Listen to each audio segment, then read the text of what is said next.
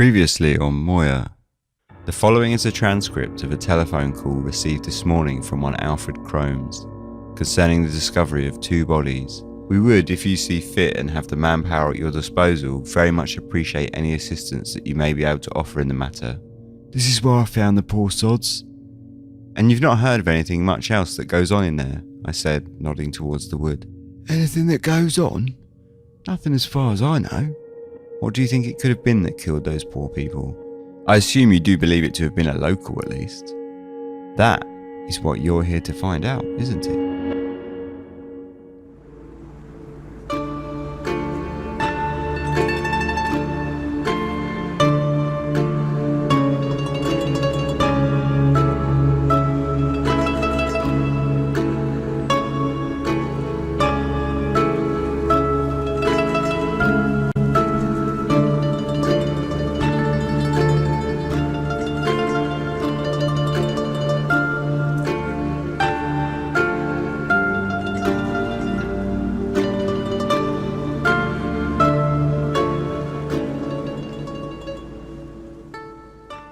The pair lay like mannequins on the stainless steel trolleys.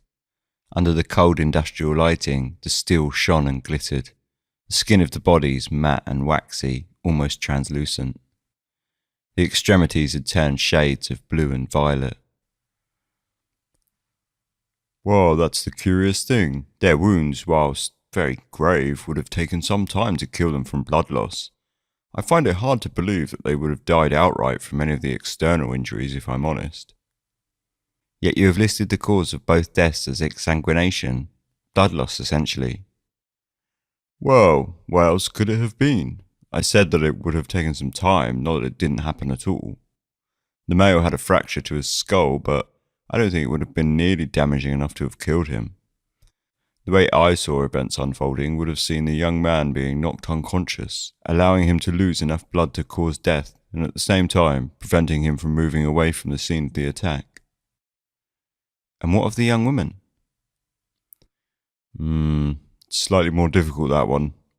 She suffered no injuries aside from the large cuts, which, they would have killed her in time for sure, but why she didn't move from the spot, that's something that, well, frankly, I'm just not qualified to answer. And what did you make of the cuts themselves, Doctor? Any indication as to what caused them? It would have been quite a large, sharp object. I don't think a knife would have done the damage. It simply wouldn't have been heavy enough to have caused the deep tears in the tissue that these cuts showed. No. Rather, I'd suggest something quite large and heavy, perhaps with a cutting edge. What about an animal's claw? Something similar? Would that have been able to cause these tears? By now I'd grown accustomed to the sceptical looks and shifty eye movements whenever animals were brought up. The doctor made no exception, shifting slightly on the balls of his feet and stumbling over his initial words. An animal? I haven't seen such an injury before, not in any real physical sense at least. I suppose, hypothetically speaking, yes, it could be possible if the animal was large enough. It certainly would have had the heft and the power to cause the deep tears, yes, but surely you're not considering this as a primary source for your investigation. No, just curious really, exploring every angle. I just want to know what could have been possible from a purely physical perspective is all. He relaxed and I saw his shoulders drop an inch as he nodded in agreement. Oh, well then, yes, if you put it that way, purely physically speaking, of course, it could have been possible. Something about that size would have been able to do it, yes. I assume nothing else was found when you undertook the autopsies? No, absolutely nothing. Both the young man and the girl were fit as a fiddle before they died. A little underweight perhaps, but nothing unusual or alarming. There were no underlying health issues or illnesses that I could see. It's a shame, really. He gazed at the bodies as his sentence tailed off. The doctor was an interesting-looking man. He was shorter than most, and his white coat hung low across his shins, making him look ever so slightly like he might well be playing the role in a cheap theatre production. He had a large beard, white as the coat itself, and tight white curls grew out from his head like a tightly fro. The same curls kept his hair from looking unkempt and scruffy, though I was quite sure he paid very little attention to his appearance. Still, locked way down here with only the dead for company, it's hard to blame him. "Did you know them at all?" I asked. Sector I-42 was large in its footprint, but the actual residential district was tightly compacted in the lower southeast corner. Few lived outside of this district, as much of it was taken up by industrial manufacturers, which led the place to having a tightly knit community, belying its size. Of course, most sectors in Moya have active communities, but with the woods and a single bypass as it was, I-42 had a very particular sense of being penned in by the surroundings. No, I knew of them, of course. Most knew their parents to some degree, even if it was just talk. They were reassigned a few years back now, moved out of the system, I'm afraid, though I don't know why. I heard the young man had to prove himself in some pretty difficult ways in order to keep his position in the ministry at the time. But like I said, it's all just talk, really. At the doctor's words, my fingers tightened around my thumbs, and a flushed sweat crashed over me momentarily, not dissimilar to the sense I get when passing through Moya's various checkpoints.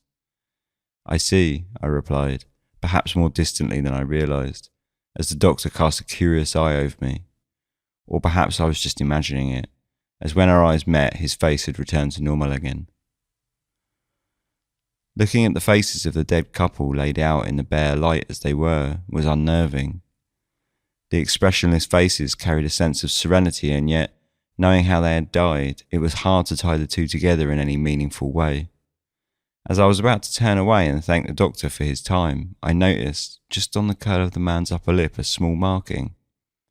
It blended with the blue tinge of the cold skin, but it was definitely a mark of some kind.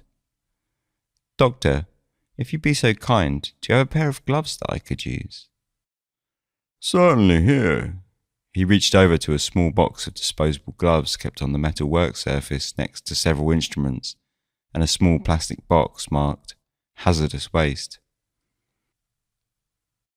He passed a pair to me and I slipped them over my hands, the talc on the inside soaking up any of the sweat left on my palms like the fields of Moya soak up a rainfall on a hot summer's evening.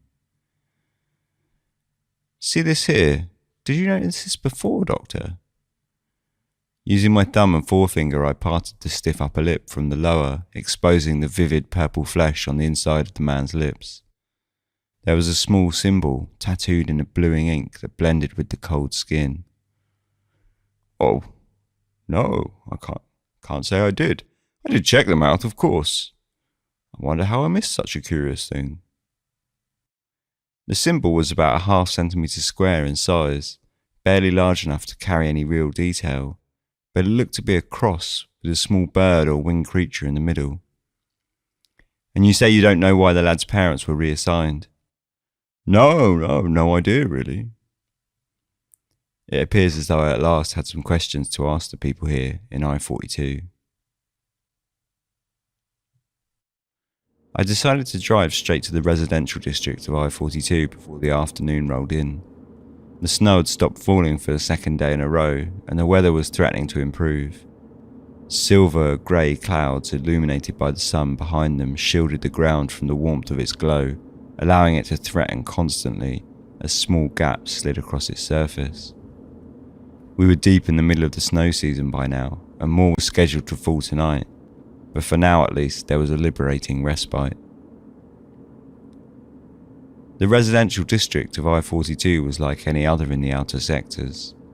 The houses were all grey concrete and box-shaped, the roads laid out in predictable grids, at the centre of which lay the sector's few amenities.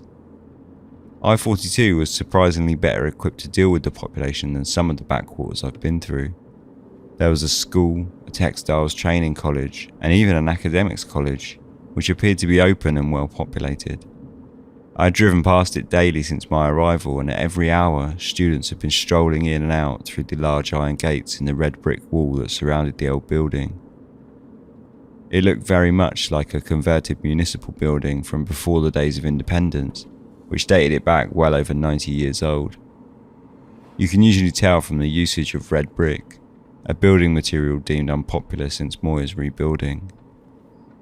The large, unwieldy structure stood out in the centre of the busy street, a stark technicolor reminder of a time when the people of Moya had traded everything they had and come out with nothing. Opposite the college was a cinema which, from the outside at least, looked like it had seen better days. Closed in the daytime, the various brightly coloured film posters curled at the corners and clung desperately onto the wall. Towards the end of the street lay a line of the usual shop fronts, for clothing and food, and at the end, a diner sat perched on the corner in a dusty flourish of greyed pastels. There was enough parking out front for just about the whole district. The ministry car pulled into one of the numerous empty spots, and the engine died out.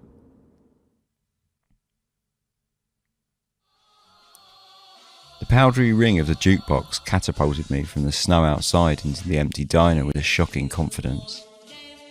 I found myself pausing for a moment to regain my composure, whilst at the same time trying not to appear at all fazed by the harsh transition. Inside the diner was all plastic and steel in sickly pale blue and green. The music bounced from the hard surfaces, playing to no one. I approached the counter where a middle-aged woman was wearing a predictably synthetic pastel uniform. She had been staring towards me from the moment I stepped in, but said nothing. For all I know, she could have been standing like that just staring at the door since she arrived this morning, attempting to pull customers in with sheer willpower alone. Each of us all, I gave a small and somewhat awkward wave with my hand, but still received no reply nor acknowledgement from the waitress. Reassuringly, she held a half-smoked cigarette in her left hand, which at least confirmed she was alive. When I slipped into one of the plastic stools and placed my briefcase down onto the bar, she finally looked over to me. "Each of us all, what can I get for you, darling?" Her voice was warm and carried an air of kindness, which only worked to heighten the transition from still life to animate being. A coffee. I'll just take a coffee, please." The woman turned to a large coffee machine on the rear wall of the diner and began clattering about with various steel and polished black plastic instruments. She was meticulous and calculated in all of her movements, carefully measuring out milk and placing it smoothly over the steamer. Her blonde hair was curled into loose ringlets that cascaded across her shoulders and down her back. Her nails were painted with a pleasant, dark acrylic sheen. She was, in almost every way, a walking contradiction of her surroundings out here in what was, no matter how you spun it, an unproductive industrial sector. When she turned and placed the coffee on the bar in front of me, I held out my hand. "James," I introduced myself and then regretted such a formal greeting, as she stared back at me unmoving for what felt like a few moments too long. Mercifully, she finally took my hand and offered a small shake. "Kathleen," she replied. "Each of us all, James. You're the ministry man who's here about the murders." I found myself feeling somewhat taken aback by this recognition. I wasn't aware that people had taken much notice of me so far, and I'd managed to walk around with relative anonymity. Evidently, that wasn't entirely accurate. "That's right, it's nice to get out here back to the outer sectors once in a while," I lied, hoping to at least get my foot in the door. "You'd know all about life in the outer sectors, would you, James?" she said dismissively.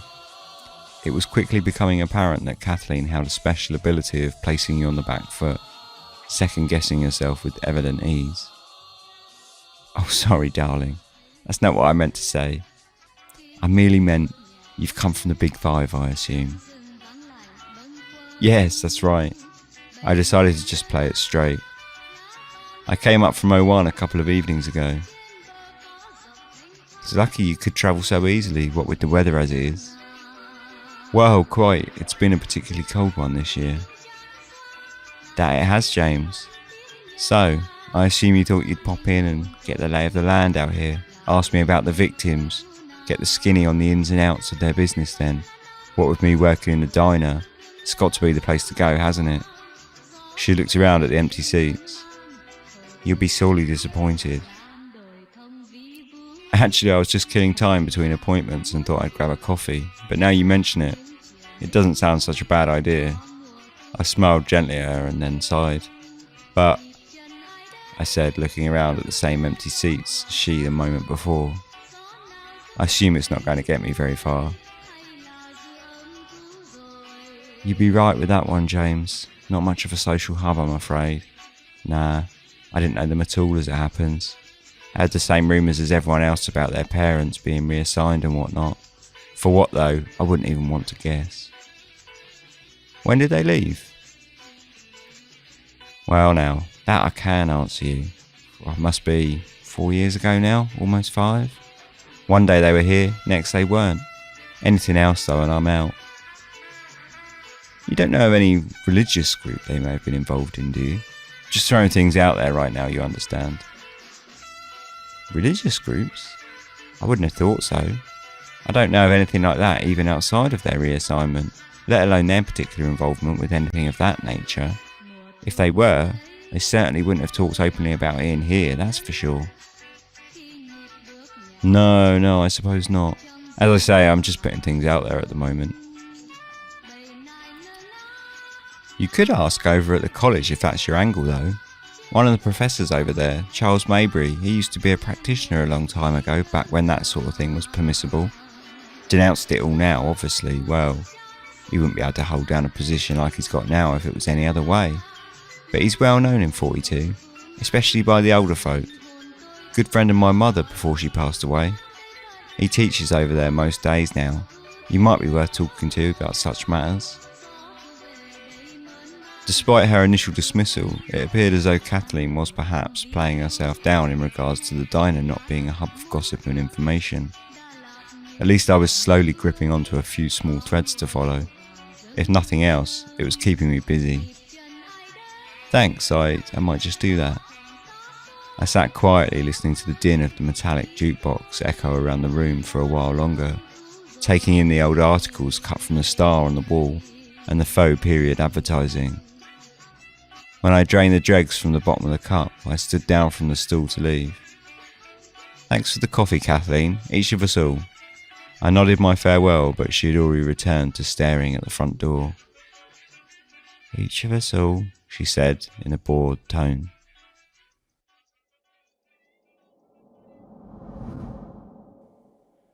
I leaned back onto the hard wooden bench as the man at the front of the large open room swung his arms around in excited gesticulation. My mother sat beside me, staring intently forwards. After a moment, she turned to look at me and smiled, and then nodded her head towards the man, still dancing around, and smiled, at once turning back to regain her expressionless gaze forwards. The room was large, and I sat in a crowd of several hundred, though as I looked around at the various people, they seemed to become fewer by the second. I attempted to focus on each face, but couldn't make out a single one, and as I moved on to the next, 10 more would no longer be there. I felt a sharp jolt in the back of the bench and turned around along with my mother to see what had caused the sudden lurch forward. Green eyes. There was a loud bang as something crashed into the door of the motel cabin room, springing me from sleep.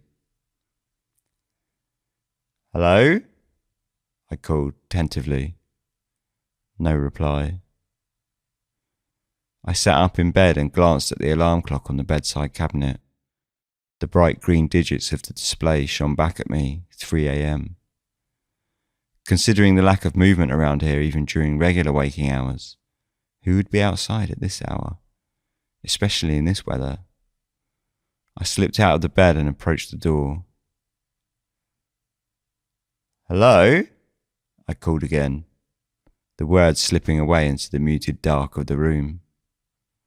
I slipped the latch on the door backwards with rather more caution than I would like to admit, and opened the door. As the snow fell, I looked down onto the doorstep where a young man was lying motionless, probably in his 20s, his naked body sprawled on the ground. The glow of the motel sign blinked in the darkness, casting its shallow light on the pale skin. What the... I leant over the man and felt for a pulse. Nothing.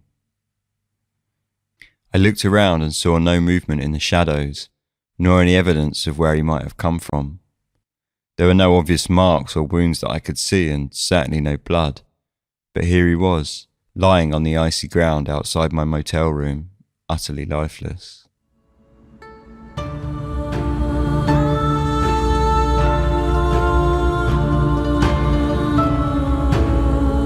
Moya was created by Ben Cutmore.